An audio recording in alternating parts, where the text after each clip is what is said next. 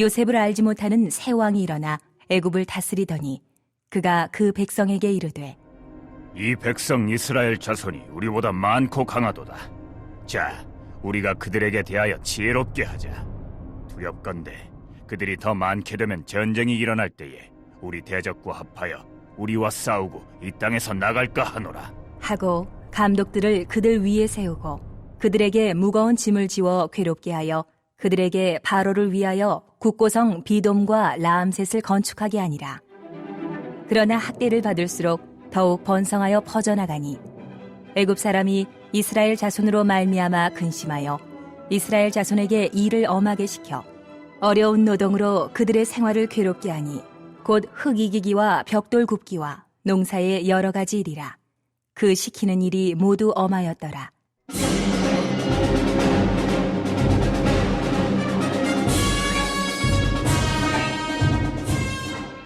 애굽 왕이 히브리 산파 십부라라 하는 사람과 부하라 하는 사람에게 말하여 이르되 너희는 히브리 여인을 위하여 해산을 도울 때에 그 자리를 살펴서 아들이거든 그를 죽이고 딸이거든 살려두라. 그러나 산파들이 하나님을 두려워하여 애굽 왕의 명령을 어기고 남자 아기들을 살린지라. 애굽 왕이 산파를 불러 그들에게 이르되 너희가 어찌하여 이같이 남자 아기들을 살렸느냐? 산파가 바로에게 대답하되 히브리 여인은 애굽 여인과 같지 아니하고 건장하여 산파가 그들에게 이르기 전에 해산하였더이다. 하매 하나님이 그 산파들에게 은혜를 베푸시니 그 백성은 번성하고 매우 강해지니라. 그 산파들은 하나님을 경외하였으므로 하나님이 그들의 집안을 흥왕하게 하신지라. 그러므로 바로가 그의 모든 백성에게 명령하여 이르되 아들이 태어나거든 너희는 그를 나일강에 던지고 딸이거든 살려두라 하였더라. 여러분 한 주간 잘 지내셨습니까? 복된 예배에 참여하신 여러분에게 큰 은혜가 있기를 바랍니다. 우리 지난주에 출애굽기 말씀을 처음 시작했었더랬습니다.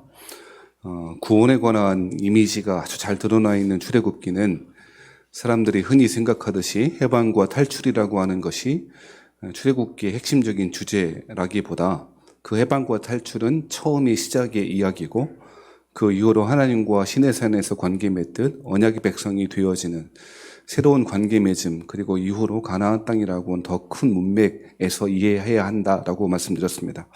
그래서 구원이라고 하는 것이 예수를 믿을 때 처음 믿게 되면 그 믿는 순간 올림픽의 결승점에 통과하는 것이라기보단 마라톤의 출발점에 서는 것이라고 이해하는 것이 좋겠다.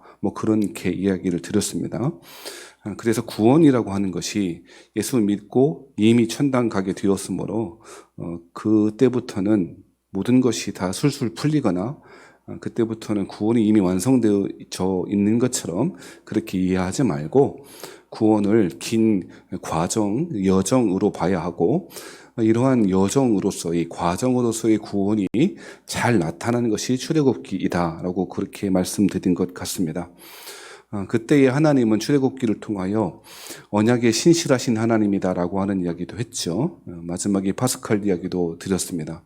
파스칼의 양복의 안주머니에 꿈에서 지니고 다녔던 평생 동안에 그가 회심하면서 경험했던 하나님은 철학자들과 신학자들의 하나님이 아니고 아브라함과 이삭의 야곱의 하나님, 즉 언약의 하나님, 나타나시고 사람들에게 보여주시고 자신을 드러내주시고 자신과 관계 맺으시는 그 하나님이었음을 고백했던 파스칼처럼 하나님을 그저 우리에게 필요한 천국이라고 하는 선물을 주고 떠나시는 하나님이 아니고 구원의 긴 여정 동안에 개입하시고 우리의 위에서, 우리의 배후에서, 우리 안에서 지속적으로 신실하게 역사하신 하나님을 발견해야 된다. 그런 이야기를 드렸죠.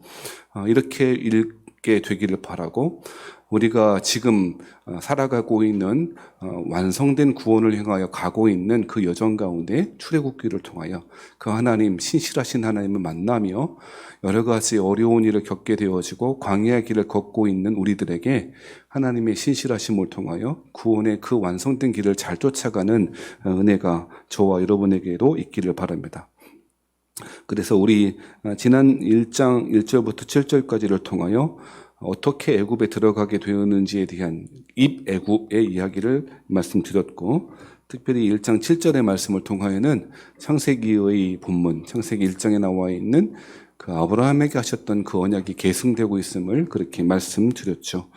오늘 8절부터 22절까지를 살펴보려고 하는데, 이 이야기는 8절에 보면 요셉을 알지 못하는 새 왕이 일어나 애굽을 다스리더니 라고 하는 말로 시작하고 있습니다. 요셉을 어떻게 알지 못하겠습니까? 요셉은 유명한 사람이었고, 애굽의 위기를 넘기게 만들었던 아주 중요한 핵심적인 인물이었는데 애굽을 알지 못했다라고 하는 이야기가 의아하게 들릴지 모르겠습니다만, 여기서 말하는 요셉을 알지 못하는 새 왕이라고 하는 것은 또 다른 파라오가 아니라 왕조가 바뀌었다라고 하는 것을 기억해야 할 것입니다. 요셉이 총리로서 사역하게 될 때는 같은 이스라엘과 같은 계열의 셈족, 특별히 힉소스라고 하는 민족이 통치하고 있었던 시대이고요. 힉소스 민족은 애굽 사람들, 정통 애굽 사람들의 함족이었던 애굽 사람들의 입장에서 보면 이방 사람들이고요. 우리나라로 따지면 일본 사람이 우리나라 통치했던 것과 같은 느낌이었을 것입니다. 그래서 왕조가 바뀌었고, 새 왕이 일어났다라고 하는 것은 애굽의 신왕조라고 하는 왕조가 바뀌었다라고 하는 것을 이해하셔야 오늘 본문의 이야기가 풀려질 것입니다. 꽤 오랜 시간이 지났죠. 성경에는 하나님이 말씀하시지 않는 것처럼 보이는 약 400년간의 두 번의 기간이 지나게 됩니다. 즉 요셉 이후로 출애굽기 1장의 그 공백이 약 400년간 되어지고요. 그리고 말라기서가 기록된 이후, 그리고 예수님이 오시기까지의 또 기간이 약 한 400년 지나게 되죠. 이때는 침묵시대라고 불리는 시대이고요. 예수님이 탄생하기 전까지의 시대만 침묵시대라고 보기보다는 사실 이 시대, 즉 요셉 이후로 출애굽기 1장까지의 시대도 약 400년간으로 추측하는데, 그 시간에도 사실 하나님은 이스라엘 사람들의 그 괴로움을 돌보지 않는 것처럼 느껴지는 그 400년간의 기간이 있었다라고 하는 것을 염두에 두고 오늘 출애굽기를 읽어 나가야 될 것입니다. 오늘 말씀을 준비하면서 제가 한 주간에 굉장히 가슴 아프기도 하고 화가 나기도 하고 속상하기도 하고 분노가 일어나기도 했던 사건이 있었는데, 그것은 여러분 아마도 뉴스나 포털이나 보셨을 사건이라고 생각되어지는데, 서울시 강동구의 한 아파트에서 택배 기사 분들이 택배 차량이 그 아파트에 진입하지 못하도록 했고, 그래서 택배 기사님들은 이제 탑차 차량을 진입하지 못하게 하니까 그 아파트 입구에다가 택배를 다 쌓아놓고 뭐 이렇게 했다는 건 아닙니까? 여러분 어떻게 보셨는지 모르겠습니다만 저는 굉장히 속상하기도 하고 분노가 치밀어 오르기도 했습니다. 그런데 더 이후로 화가 난 것은 결국 그렇게 쌓아놓는 것은 며칠 못 가고 그 아파트 자치회나 부녀회나 주민들의 항의 문자가 그 택배 기사님들에게 아주 빗발치듯이 그렇게 오게 되었고, 결국 택배 기사님들이 그 사람들이 요구하는 대로 손수레를 끌고 차량을 진입하지 못하고 손수레를 끌고 그 짐들을 실어서 일일이 하나하나 다 날리게 됐다라고 하는 씁쓸한 결론의 기사도 접하게 되었습니다. 그럼 어떻게 생각하십니까? 왜 이렇게 갑질을 할까라고 하는 분노도 있을 것이고요. 여러 가지 생각이 드실 것입니다. 그런데 저는 오늘 출애굽기 말씀과 관련하여 이러한 일들이 세상이 가지고 있는 근원적인 악의 구조, 피라미드의 구조에서 출발했다라고 하는 것을 이해하는 것이 중요하겠다 싶습니다. 출애굽기를 읽을 때 애굽이라고 하는 세상, 파라오를 정점으로 해서 피라미드 구조를 가지고 있는 이 세상에 대한 것들을 염두에 두지 않고 읽으면 출애굽기가 제대로 읽은 것이라고 볼 수 없습니다.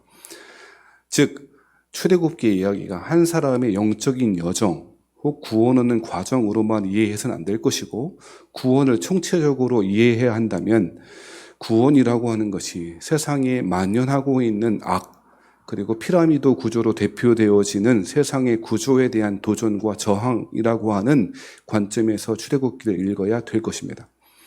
세상은 피라미드 구조의 익숙하고 순응하도록 많은 사람들을 그렇게 그 피라미드 구조 속으로 몰아갑니다. 태어나면서부터 경쟁을 통하여 위로 올라가는 세상에서 그 올라가는 성취야말로 잘 사는 길이라고 그렇게 강요하고 강조합니다. 덴마크라고 하는 나라에서는 학생들이 딱 9년에 한 번 시험을 본다고 하더군요. 그래서 우리 아이들한테 물어봤어요. 너희들도 그렇게 하면 좋겠니? 그래서 좋겠대요. 9년에 한 번 딱 시험 본대요. 졸업할 때. 그런데 좋은지 안 좋은지를 떠나서 덴마크의 교육의 철학은 그렇게 경쟁시키고 순위를 매기고 줄 세우기 해서 하는 것이 교육에 도움이 되지 않을 뿐 아니라 그것이 사회에도 개인에게도 전혀 무익하다라고 그렇게 생각하는 것 같습니다. 하지만 한국 사회에서 그리고 미국식 자본주의, 미국식 복음주의가 이식되어져 있는 한국 사회에서는 교회도 세상도 다를 것 없이 피라미드의 정점에 올라가라고 우리를 내몰리고 있는 것이 현실이고요. 아이들한테 물어보니 초등학교 때부터 시험 봐왔고 계속 시험 보고 매주 시험 보고 매일 시험 보다. 학원에 가면 시험 보는 게 일상이고 시험 잘 못 보면 남기고 한다는 거죠. 행복하니 물어봤더니 행복하답니다. 왜 그게 행복할까 저는 이해가 안 됩니다만 그게 행복하답니다. 아이들은 또 다른 세상을 꿈꿔본 적이 없고 하나님이 주시는 그 세상에 대한 관심도 없었으며 배워보지도 못했으니 그저 학원 가면 학원 가고 그리고 직장 가면 직장 가고 어른이면 직장에서 승진하고 피라미드에 올라가는 것만이 행복한 길이라고 그렇게 주입해 왔고 아니 주입할 것도 없이 한 번도 다른 세상에서 살아보지 못하니 그 피라미드의 구조에서 익숙해져서 그것이 행복이라고 느끼는 것 같았습니다.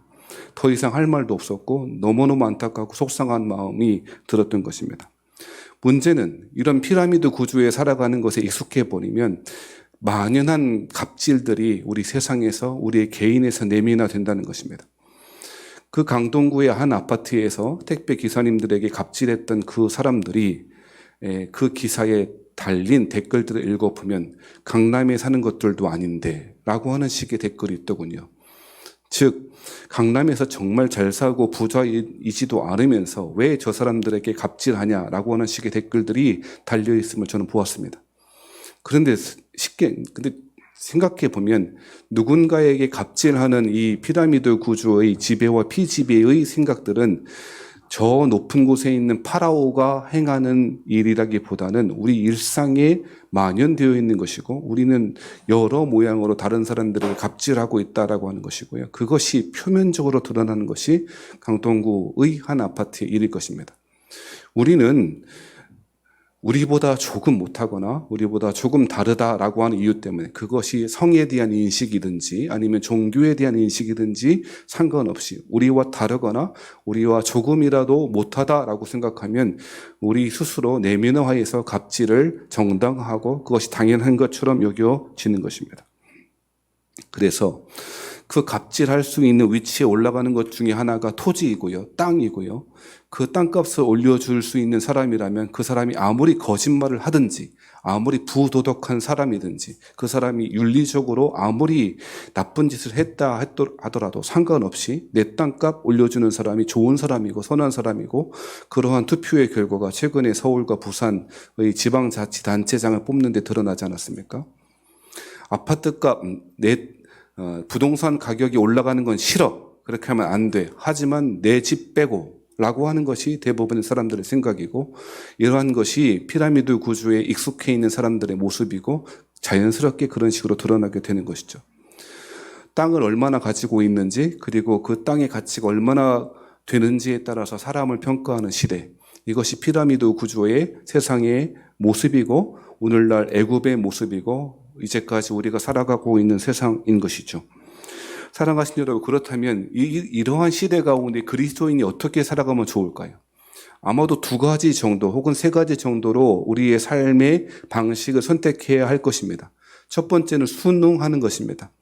원래 세상은 그런 것이니 그리고 또 다른 세상을 경험해 보지도 못하고 성경에서 하나님 나라를 아무리 이야기해도 그것은 나와 상관없는 것처럼 여겨요. 세상에서 세상이 요구하는 방식에 순응하고 살아가는 것이고 그래서 어떻게 해서든지 올라가고 또 올라가려고 하는 피라미드의 정점에 서려고 하는 방식, 그것이 순응하는 방식일 것입니다. 또 다른 방식은 그저 이런 방식을 취할 수 있는 분들도 있을 것인데요. 세상과 하나님 나라를 다른 것으로 여겨 하나님 나라는 영적인 나라이고 세상 나라는 육적인 나라이니 그리스도인들이 따라가야 될 나라는 하나님 나라, 영적인 나라이므로 이 세상과 세상의 방식은 없어질 방식이고 나중에는 결국 끝장날 것이니 우리의 관심은 저 하늘나라, 영적인 나라에만 두자라고 하는 아주 잘못된 생각을 가지시는 분도 있을 것입니다. 제가 생각할 때 대부분의 사람들은 이 두 번째 방식을 취하는 것 같습니다.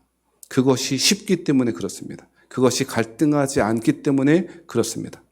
하나님 나라와 세상 나라가 다른 것이라고 그렇게 여겨 우리는 하나님 나라에 속한 것, 단지 영적인 나라에만 속한 것이라고 여기는 것이 전략적으로 좋은 일일 것입니다. 갈등이 없을 것이고요. 그리스도인으로 살아가는 것과 세상에 살아가는 것과의 갈등을 자기 나름대로는 최소화하는 방식일 것입니다. 그래서 순응하든지 두 번째는 하나님 나라와 세상 나라를 구별하여 자기 스스로 합리화하든지라고 하는 것이 대부분 사람들의 방식일 것입니다. 하지만 과연 이러한 방식이 하나님께서 우리에게 요구하는 방식일까요? 저는 그렇지 않다고 생각합니다. 하나님께서 요구하시고 우리 가운데 말씀하신 방식은 또 다른 길이어야 하고 그것이 오늘 본문에 잘 나와 있다고 생각합니다. 그 길은 저항하는 방식이어야 한다고 성경에서 오늘 본문에서 말씀하고 있다는 것입니다. 저항이라고 하는 말 자체에 저항감이 드시죠. 무엇인가 익숙한 체계에 저항하거나 변화하려고 하는 것은 대부분의 사람들에게는 천성이 아닙니다. 사람들은 대부분 변화하는 걸 싫어합니다. 보세요. 앉은 자리만 앉으시잖아요. 좀 바꿔보라고 해도 안 그래요. 우리는 대부분 변화하는 것을 싫어하고 익숙합니다. 미용실에도 가는 곳만 가죠. 그렇죠? 여행을 가도 가는 곳만 갑니다. 저희 집도 여행 가면 항상 통영만 갑니다. 한참 예전에는 영월만 갔었는데 영월을 한 10년 가까이 다녔었는데 지금은 통영만 갑니다. 다른 것이 귀찮고 싫기 때문이고 변화하는 것이 익숙한 것이 편안하다고 느끼기 때문입니다. 그러니 우리는 우리의 삶의 방식을 익숙한 것에 변화되기 싫어해서 하나님 나라도 그렇게 살아가려고 하는 것이죠. 그래서 세상의 모습, 피라미드의 그 구조 속에서 살아가는 것에 순응해서 저항하려고 하지 않습니다. 천성에도 안 맞기 때문이고 그것이 우리에게 손해보는 길이라고 느끼기 때문에 우리는 저항이라고 하는 세 번째 방식을 취하지는 않습니다. 그런데 오늘 본문의 이야기는 전혀 다른 우리에게 이질적이고 우리가 택하지 않을 법한 한 이야기가 등장합니다. 그것이 오늘의 이야기입니다. 여러분 무슨 일이 벌어졌습니까? 이스라엘 자손이 생육하고 번성하자 애굽은 두려워합니다. 사실 이것이 그리스도인들의 모습이어야 될 것입니다. 세상이 권력을 가지고 있고 파라오가 힘의 정점에 제일 위에 서서 사람들을 억압하는 시대에 살아가고 있다 할지라도 실제로 세상은 그리스도인들을 두려워합니다. 오늘 그 이야기가 8절, 9절, 10절에 나와 있습니다. 이스라엘 자손이 많아지자 애굽 사람들은 두려워했고 그래서 이스라엘 사람들을 없애고자 하는 방식, 아주 파괴적이고 폭력적인 방식으로 자신의 지배 체계를 공고히 하려고 하는 것입니다. 그것이 무엇입니까? 11절, 12절에 보면 다른 생각하지 않도록 지속되는 노동을 강요합니다. 그래서 11절 말씀에 보면 감독들을 그들 위에 세우고 그들에게 무거운 짐을 지워 괴롭게 하여 그들에게 바로를 위하여 국고성, 비돔과 라암셋을 건축하게 하니라 라고 이야기합니다.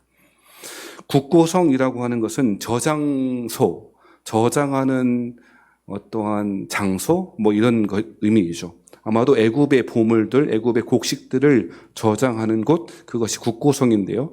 이러한 국고성인 비돔과 라암셋을 건축하게 하여 다른 생각하지 않고 오로지 노동하는 것만이 자신의 운명인 것처럼 숙명인 것처럼 살아가도록 강요하고 있는 것이죠.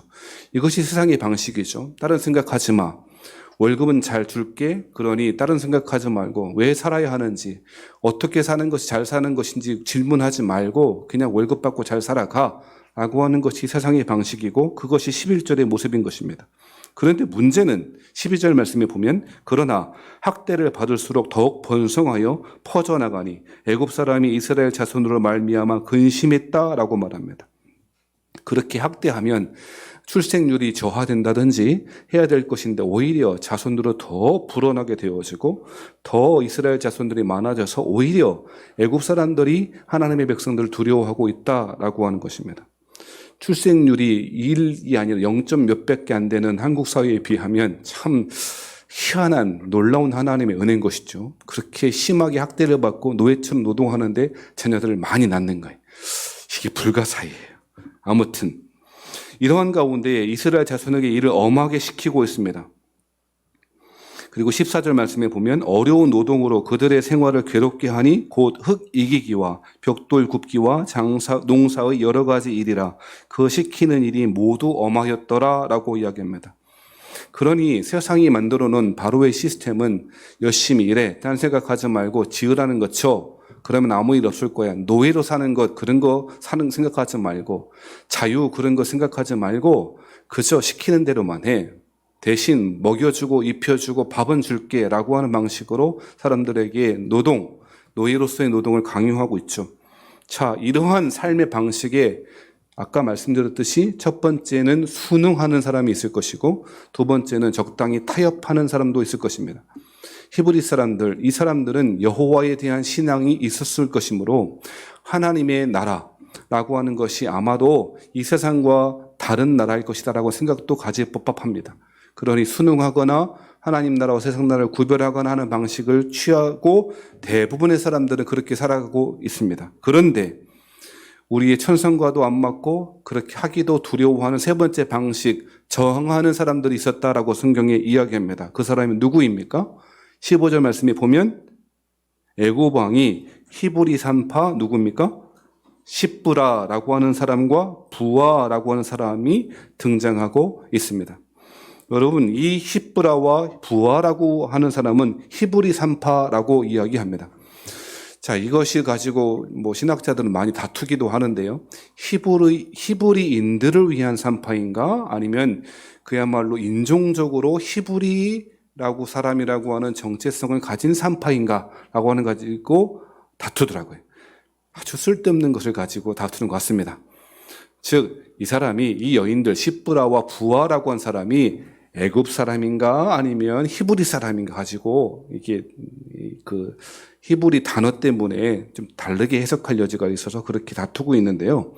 오늘 성경 본문은 그 이야기에 관심을 두고 있지 않습니다. 오늘은 이 십브라라고 하는 사람과 이 발음이 좀 그렇습니다. 발음을 좀 연하게 해야 되네. 십브라라고 하는 사람과 부하라고 하는 여자가 히브리 여인인지 가나안 여인인지 관심 없습니다. 무엇에 관심을 두고 있습니까? 성경은 오늘 본문의 말씀은 이 두 여인이 저항하는 삶을 살았다라고 강조하고 있다는 것입니다. 그 저항하는 방식이 무엇입니까? 군대를 만들었습니까? 아닙니다.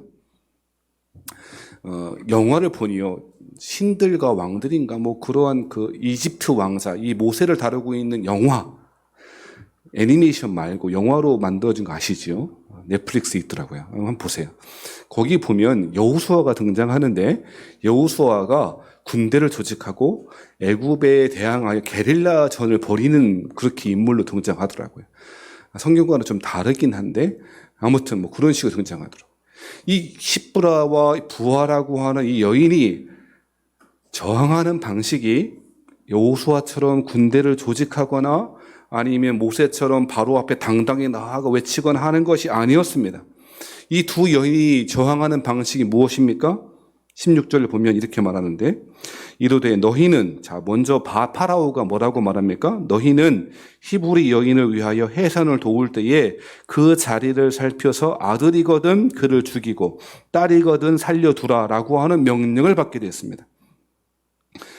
여기서 말하는 그 자리라고 하는 말이요, 성경에서는 성적인 단어이거나 좀 민망한 단어는 다른 단어로 유순하게 만들어 표현하곤 합니다. 다윗이 사울을 죽일 기회가 있었죠. 그때에 사울이 뭘 했냐면 그 발을 가리울 때, 이런 이야기가 있죠. 그 발을 가리우다라고 하는 말은 용변보다라는 뜻이거든요. 근데 이 성경에 그런 말을 쓰기가 그러니 좀 바꾸어 순치시켜서 성경을 그렇게 표현한 것이죠. 여기 말하는 이 그 자리를 살펴서라고 하는 히브리 원문에는 두 돌들을 살펴서라고 이야기합니다. 두 돌들은 남성에게 있는 고환을 말하는 것입니다. 두 고환을 말하는 거예요. 그래서 파라오의 명령은 이 산파들에게 고환 두 돌들이 있으면 죽이라는 거고요. 그렇지 않으면 살리라는 것입니다. 이 파라오에게 있어서는 남자들은 아마도 점점 이스라엘 사람들, 히브리 사람들을 많게 하는 이 원흉이 되므로 빨리 죽이고, 여인들은 애굽 사람들과 결혼시키면 동화되어 여인들이 그리고 낳게 될 애굽 사람과 결혼하여 낳게 될 사람들은 자신들에게 위험이 되지 않을 것으로 판단했던 것 같습니다. 아무튼 그래서 이 산파들이 받은 명령이 뭐라고요? 죽이라는 거예요. 남자들을 태어나자마자 죽이라는 거예요. 그런데 여러분, 지금 이 명령을 한 사람이 누구입니까? 파라오입니다. 파라오는 여러분 잘 아시는 대로 당시의 세계관에 의하면 신이었습니다. 스스로 신이라고 이야기했고, 신의 위치에 서 있었고, 사람들은 파라오를 신처럼 떠받들고 있었습니다. 그를 위한 피라미드와 스핑크스가 존재했고요. 모든 제국의 시스템은 파라오라고 하는 신을 위해서 만들어진 시스템이었습니다. 그런데 이 파라오가 명령한 그 명령에 대하여 이 히브리 산파 시브라와 부활한 사람이 어떻게 합니까? 17절 말씀이죠. 우리 다 같이 한번 읽어보겠습니다. 시작. 그러나 산파들이 하나님을 두려워하여 애굽 왕의 명령을 어기고 남자 아기들을 살린지라. 사랑하신 성도 여러분, 시브라와 부활은 앞서 말씀드렸듯이 물리적인 저항 혹은 또 다른 효과적인 저항한 것이 아니었습니다. 어떻게 보면 그들이 하고 있는 일, 즉 산파 일을 하고 있는 그 와중에 파라오가 명령한 일을 저항하는 방식으로 거부함으로써 그 제국의 시스템에서 하나님의 백성들이 살아가야 될 방식을 보여주고 있는 것이죠. 여러분, 특별히 이 시브라와 부하가 그렇게 하게 되었던 동기가 17절 말씀에 기록되어 있는데요. 거기에서 가장 중요한 단어가 무엇이냐면 하나님을 뭐 했답니까? 두려워했다는 것입니다. 여러분, 이 두려워하다라고 하는 단어가 성경에서 여러 차례 나오죠. 두려워하다라고 하는 것은 공포가 아닙니다.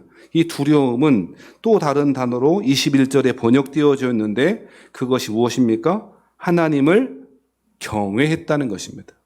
하나님을 경외하다라고 하는 이 말이 17절에는 두려워하다라고 하는 표현으로 나와 있는 것이죠.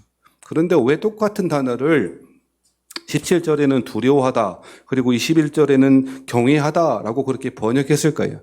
그것은 아마도 17절은 파라오에 대한 두려움과 하나님에 대한 두려움을 대조하기 위해서, 강조하기 위해서 그렇게 했던 것 같습니다. 즉, 이 두 여인은 파라오가 아니라 현재 보여지고 있는, 실제로 신으로 여겨지고 있는 파라오가 아니라 하나님이 참 신이시고 여호와 하나님만이 자신들이 두려워하고 경외할 대상임을 잘 알고 그러한 동기로 히브리 사람들을 살렸다라고 성경에 기록하는 것입니다. 이것이 이 여인들이 자신의 삶에서 저항하는 방식이었고 하나님이 그들에게 요구하는 방식이었다라고 하는 이야기입니다. 자, 이렇게 했을 때에 그 위기가 다가오기 시작합니다. 18절에 보면 뭐라고 말합니까? 애굽 왕이 산파를 불러 그들에게 이르되, 성경에서 애굽 왕이라고 하는 말이요, 이 애굽 왕의 이름이 사실 학자들은 추측합니다. 아멘호텝인가 뭐 이런 사람으로 추측하고 있는데요. 성경은 관심 없습니다. 아멘호텝이든지 그거 관심 없고요. 그저 애굽이라고 한 나라의 통치자라고 이야기하고요.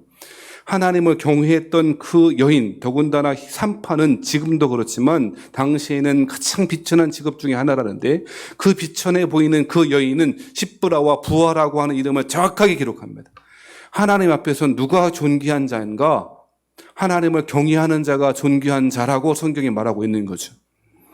이 히브리 왕이 아니고 이 애굽 왕이 이 두 사람을 불러 뭐라고 이야기합니까? 너희가 어찌하여 이같이 남자 아기들을 살렸느냐라고 이야기합니다. 추궁합니다.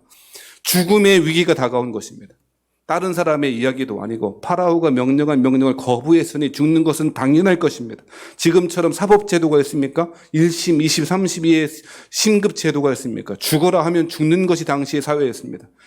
신으로 추앙받는 파라오가 명령하면 나머지는 다 복종하고 있는 일사불란한 명령체계에 살아가고 있는 시대에 이 파라오의 명령을 거부했습니다. 그리고 그 파라오 앞에서 추궁당합니다. 왜 그렇게 했느냐고 말합니다. 그 대답이 무엇입니까? 19절 말씀에 보면 산파가 바로에게 대답하되 히브리 여인은 애굽 여인과 같지 아니하고 건장하여 산파가 그들에게 이르기 전에 해산하였더이다 하매라고 말합니다. 이 말은 부분적인 사실입니다. 그리고 부분적으로는 거짓일 것입니다. 성경 본문의 말씀은 이 사실이, 이 여인들의 행동이 거짓인지 진실인지에 관심이 없습니다.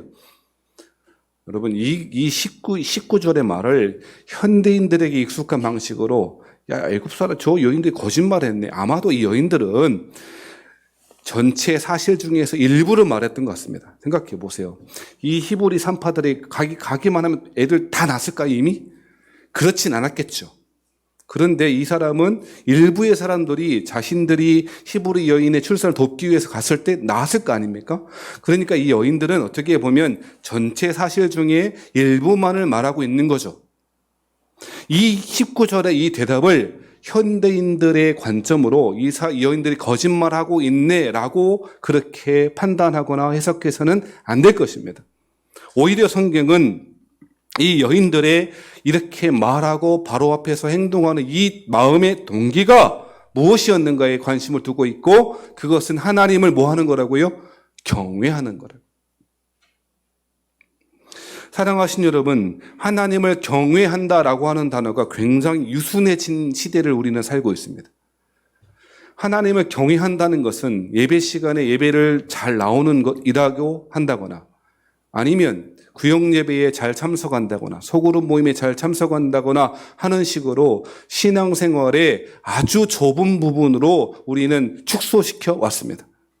그래서 우리의 아주 익숙한 상황, 교회 안에서라든지 그리고 우리끼리 모여있는 상황에서 하나님을 경외하는 것은 참 쉽게 만들었습니다. 그런데 문제는 하나님을 경외하는 이 삶의 태도와 자세는 우리끼리 혹은 교회 내에서가 아니고 파라오의 시스템, 제국의 시스템, 그리고 신이라고 추앙받는 사람이 명령한 것을 행하지 않으면 자기 목숨이 금방 끊어질 만한 그 상황에서 드러나야 하는 것이라고 오늘 본문에서 이야기합니다.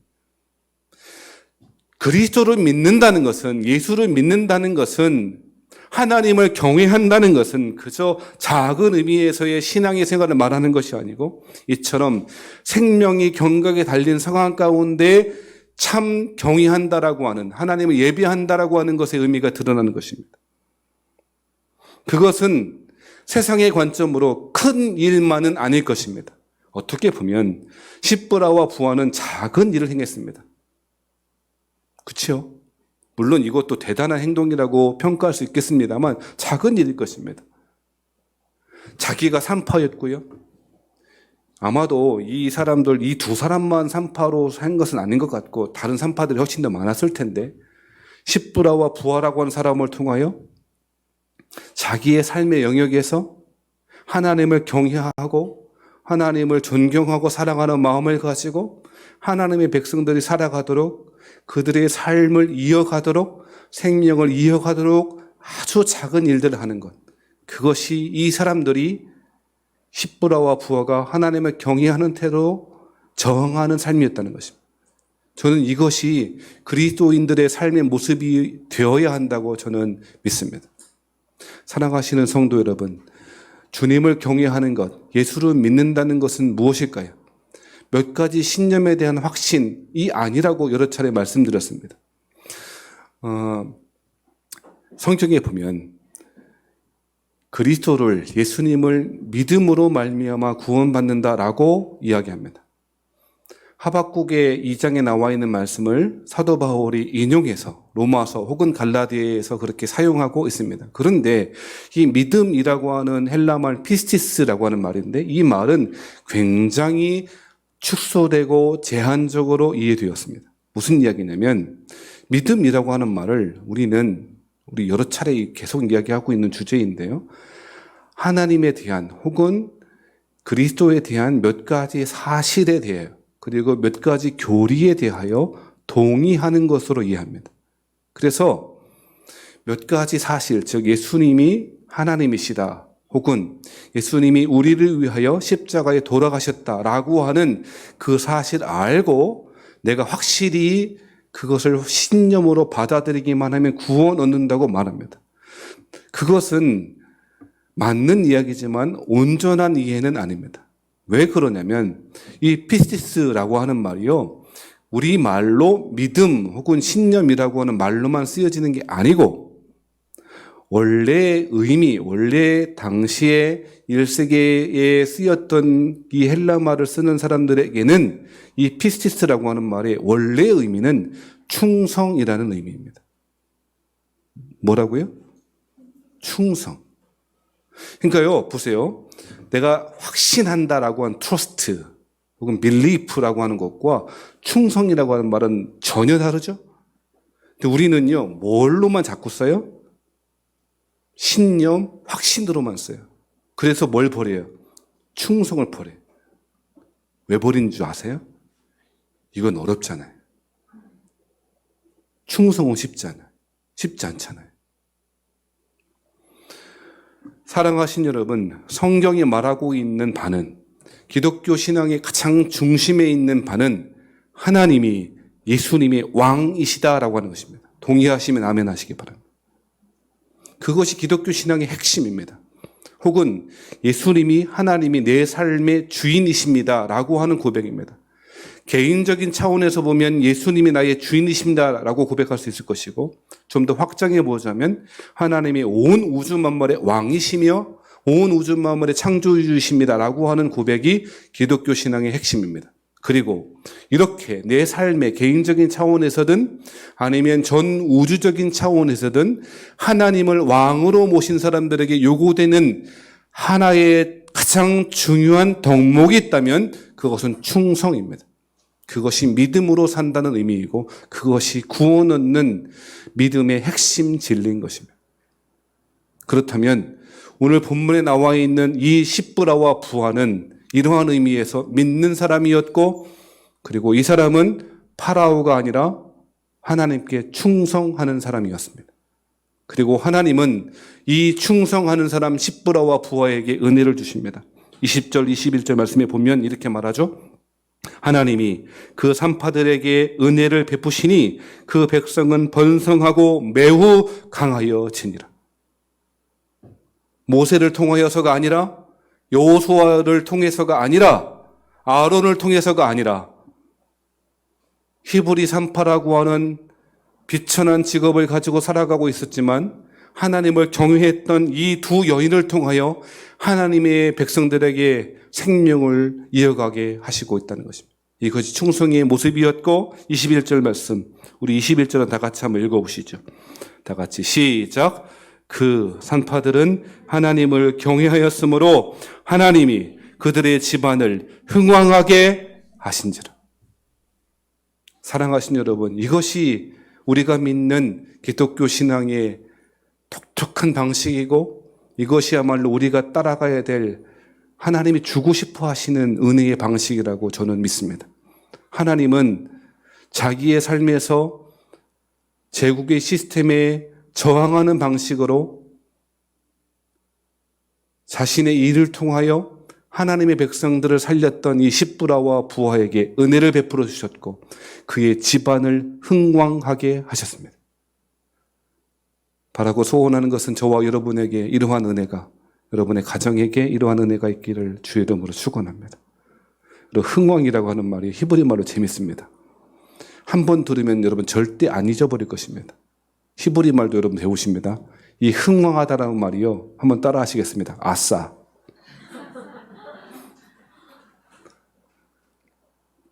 옆에 계신 분들 앞에 인사하세요. 아싸. 흥왕하게 되시기를 주의 이름으로 축원하며, 하나님을 경외하는 사람, 세상이 아니라 파라오가 아니라 하나님을 경외하며 하나님께 충성을 다하는 사람, 참 그리스도인으로 여러분뿐만 아니라 여러분의 가족이 흥왕하게 되시는 그 은혜가 있게 되기를 주의 이름으로 축원합니다. 기도하시겠습니다.